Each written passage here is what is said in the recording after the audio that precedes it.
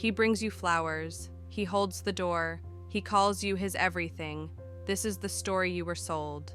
The story of a love that protects, that provides, that completes. But what if this completion is a cage?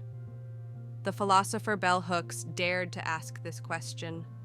She saw the pretty prison built just for you, a prison where the bars are made of promises and the lock is your own desire to be loved. Consider Henry VIII, who wrote love letters to Anne Boleyn, calling her his darling and his queen. He broke from the Catholic Church, reshaped England's destiny, all to make her his. And when she failed to give him a son, when her spirit proved too sharp for his comfort, he had her head severed from her body. This is the ultimate logic of patriarchal love. If you cannot control her, destroy her. He loved her until she became a problem. Then he loved his power more. This is not a story of bitterness. It is a story of awakening. From the beginning, you are taught to be chosen. Your worth is a reflection in his eyes. So you learn the script. You learn to be soft, to be agreeable, to be the calm in his storm. But what is his storm?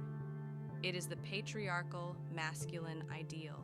A man who must be powerful, who must be in control, and a man who needs control cannot truly love. For love requires surrender, so he performs, he plays a part, the protector, the provider, the prince. And you are the prize, the object of his performance. He doesn't see you. He sees the reflection of the man he wants to be in your adoring eyes.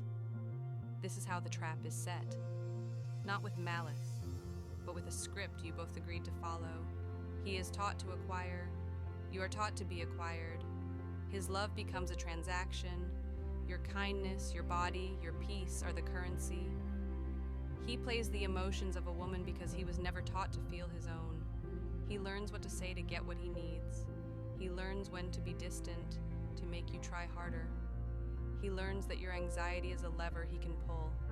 He confuses control for care, and you confuse his need for control for love. When he says, "I can't live without you," is it devotion or is it possession? When he gets angry that you spoke to another man, is it passion or is it the fear of a possession being challenged? Is he loving you or is he managing you? This management is an ancient art. Look to the gladiators of Rome, the ultimate symbols of masculine power. They fought for glory, for freedom. But the moment they became truly threatening, Spartacus and his rebellion were crucified, their bodies lining the Appian Way as a message. A man's power is only permitted as long as it serves the system. And that same system teaches men to see your power, your voice, as their own personal rebellion to be crushed. And so you begin to hide. You hide your sharp edges so you do not cut him. You hide your bright light so you do not outshine him. You learn to play a smaller game on a board he designed. Your mind becomes a battlefield. You spend your energy deciphering his moods, anticipating his needs. You become the custodian of his fragile ego. You ask yourself, was I too much? Was I not enough? These are the wrong questions. They are questions designed to keep you trapped in his story. The right question is, who would I be if I stopped performing for his love? Your relationships with other women become a lifeline and a threat to the single-minded focus he requires. Your own freedom becomes a distant memory. You trade it for the security of the cage, because a man who defines his worth by power needs someone to have power over. This dynamic is older than history itself. It is the story of Helen of Troy, her face that launched 1,000 ships. But was it her face, or was it the king's pride, Menelaus, who could not bear the theft of his most beautiful possession? The greatest war of antiquity was not fought for a woman, but over a man's wounded ego, his property disputed. You are the territory over which wars are fought, but never given a voice in the piece. This is the dark truth bell hooks exposed. The system has not just wounded men, it has made them unknowing wardens of the women they claim to love. Even the great love stories are lies. Consider Cleopatra, the most powerful woman in the world. She allied with Julius Caesar, bearing him a son. She built an alliance with Mark Antony, creating a vision of a shared empire. And in the end, both men were ultimately loyal to Rome, to their own political power and legacy, leaving her to choose death by asp rather than be paraded as a trophy in another man's triumph. Her love affairs were not romances. They were acts of survival in a world ruled by men who would always, ultimately, choose power over partnership. But this pattern did not die with them. It lives in modern love.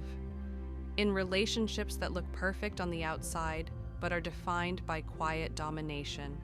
The man who insists on paying for everything, not out of generosity, but because he wants to own the choice. The partner who says, "I'm just protecting you," but really means, "I'm deciding for you." The lover who praises your strength until it threatens his ego, and then calls you difficult. This is the slow erosion of self that masquerades as devotion. And yet, there are cracks in the system now. Women who see it, who name it, who refuse to shrink. Every time a woman chooses to keep her voice, her independence, her joy intact, she exposes the weakness of the old structure. Because the system only works when you play your part. The moment you stop playing, the story collapses. But freedom is not without cost. When you step out of the cage, you step into uncertainty. The safety of the script disappears. You must write your own lines now. You must face the fear that no one may ever love you the way you imagined. But perhaps that is the point. To be loved not as a role, not as a reflection, but as a whole being. This is the awakening bell hooks spoke of. Real love cannot exist where domination lives. It can only exist in freedom. It can only exist between equals. The love you deserve does not ask you to be smaller. It does not punish your light. It does not demand that you sacrifice yourself on the altar of his comfort. It sees you. It listens. It expands. And yet, to find this love, you must first fall out of love with the idea of being chosen. You must choose yourself. The dark truth is not that love is a lie. The dark truth is that the love you were taught to seek was a prison in disguise. But real love is an action, a choice, a will to nurture another's growth without dominating it. It is the one force that dismantles the cage. So ask yourself, will you keep waiting to be chosen, or will you choose to be free?